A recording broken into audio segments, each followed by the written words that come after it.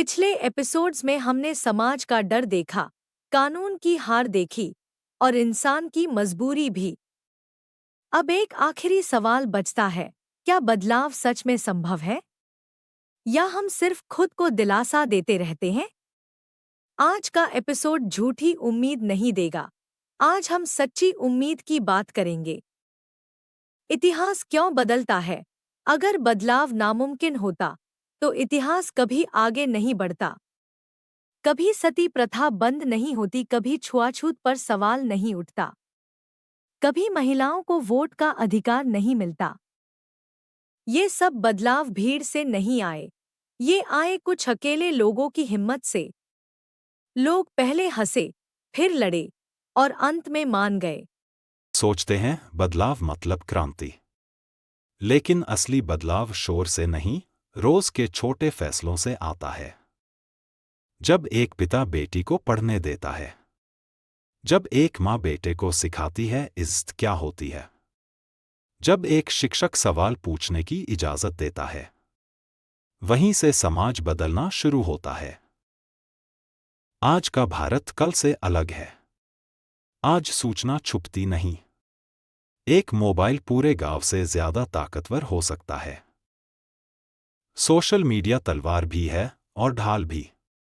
गलत का वीडियो अब दीवारों में नहीं दबता, लेकिन याद रखिए ताकत के साथ समझ भी जरूरी है।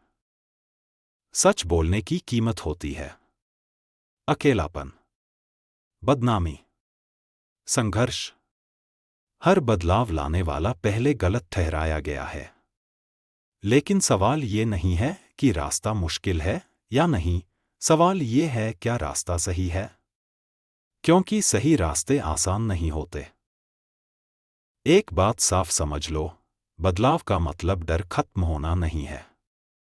डर रहेगा, सवाल भी रहेंगे, लेकिन फर्क इतना होगा अब डर आपको रोक नहीं पाएगा। क्योंकि जब इंसान समझ जाता है कि वो सही है, तो डर अपनी ताकत खो देता है।